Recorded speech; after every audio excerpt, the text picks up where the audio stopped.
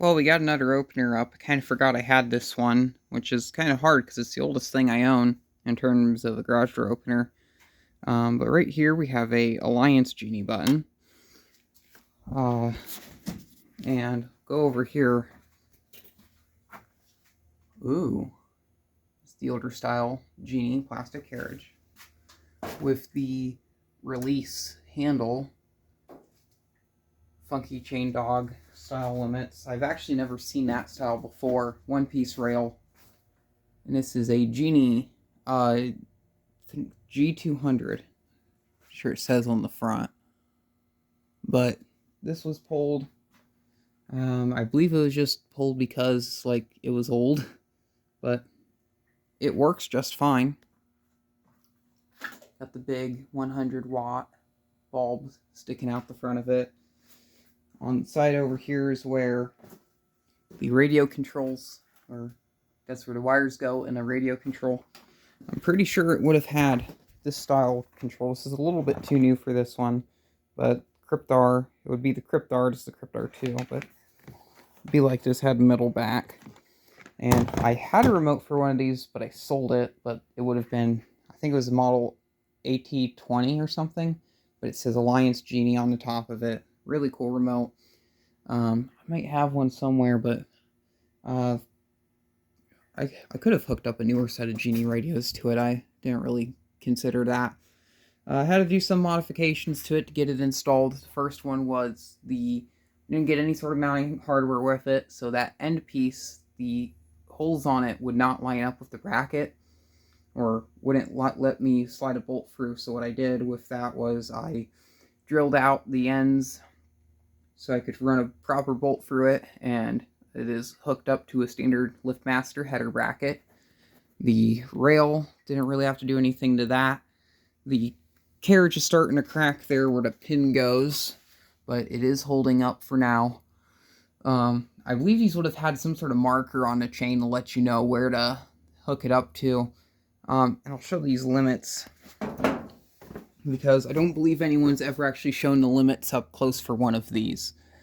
But they have these tabs, and there's a thing on the top of the unit that they hit, little tab on the top there. So when it goes up, this will hit that tab, but then when it goes down, this will kind of move past it. And I believe the tab works two ways, or may also work with the force adjustment. I'm not too sure how it works exactly yet. But that's how these old limits work, and they just kind of go in between here. On both sides, they have a screw with a nut on the top, and there's another one on the top of the power head. Now, unlike the other variants of this has a, this one does not have a control board in it. I believe, Garage Door Geek filmed one like 15 years ago, and it had a control board, and that's really the only video of one of these torn apart. I might make a video, or actually, since I have lots of storage now, since I've found an SD card, I'll probably pause this video, pull the cover off this thing, and show the inside of it. But really cool machine, avocado green case. Obviously, this would kind of go along with their 404s and stuff. There's the old Alliance logo up there. These are really cool. Alliance isn't too far from here. It's about an hour and a half away, so you see a lot of these old Genie heads up here. This was pulled out over in PA from RB.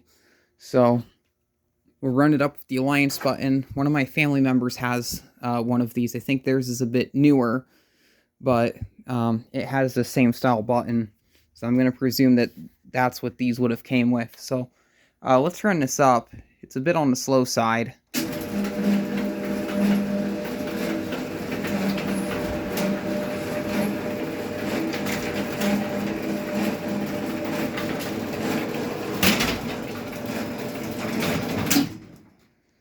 Now, I don't really feel like tearing the whole entire gearbox apart, but it is making some weird noises, so it probably does need to be greased. This is honestly a really cool head. I would run this. Now, with the light on this one, there's no light timer. It works by, once it's off of that closed limit, the light runs constantly until the door goes back in the closed position. So I'll close it, and then once that motor shuts off, the light will go off with it because it's all on the same relay, and it's a big mag relay inside. Actually, I'll probably will drop the case off of it because it is a pretty cool inside.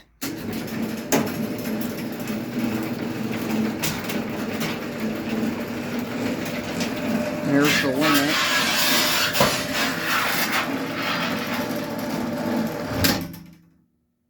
Really cool. I'm quite fond of these old heads. I'm gonna guess this is probably 50s, late 50s, early 60s. I'm not too sure. I know this is definitely an older style because not too long after this they updated the case design a little bit and they were board based. So we'll go up on top of the head here, and I will do a top view. I'm just going to short these two contacts out.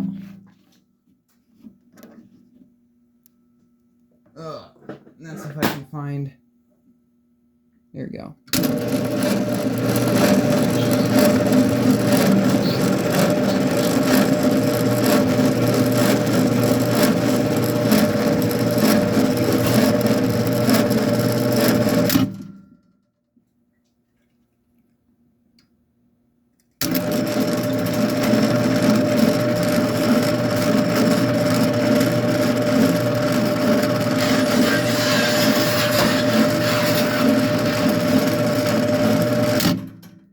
There it goes, hitting the off limit there. So really cool head. Definitely one of my favorites. Yeah, you don't see too many of these. I don't know if I know other people have them, but I don't think there's many videos of these in people's collections. So it's really cool to have one of these. Definitely my oldest. I know that. So I'm gonna drop the case off of this. I'll show the inside of it, and we'll be back shortly. You can kind of see it in the light, maybe, but it is a Model 200, Alliance Manufacturing Company, Alliance, Ohio. Yeah, so that's what that is. Here's the inside of this thing. Actually, let me put a light bulb back. So here's the inside. I'll do a quick overview. That's the electrical connections right there. Some morettes up there. Here is the light on it. It's just a socket. It's bolted onto the motor there. There is what I'm going to guess is the original capacitor.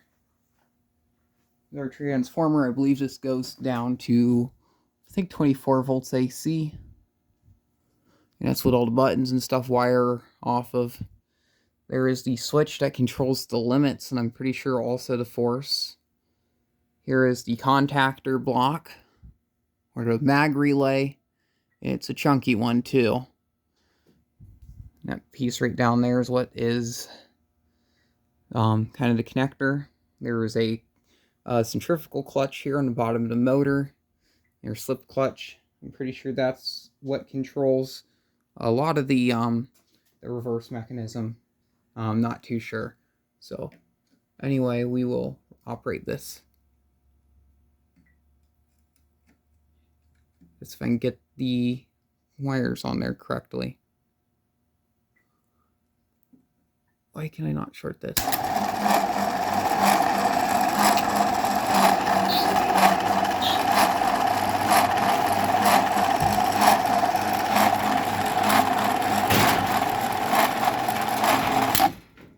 So when the motor is running, this little clutch pin does go in.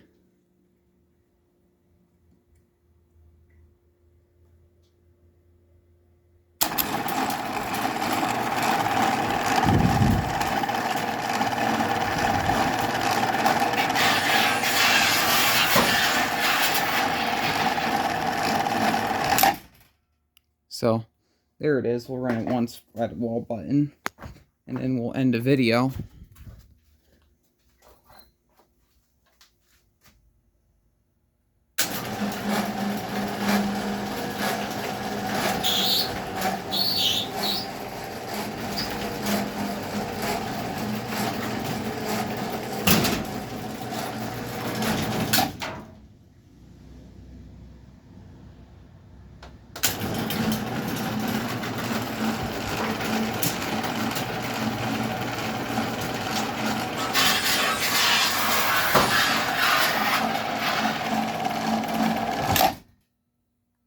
This is a really cool machine. Normally I like the old screw drives, but wow, this is cool. And it is, this does have a gearbox. It's not a V-belt machine, which is just kind of makes it a bit more interesting. A lot of the old chain drives from the era were V-belt, the Alisters and stuff. So, yeah, really cool machine. So thank you very much for watching, and keep the breeze.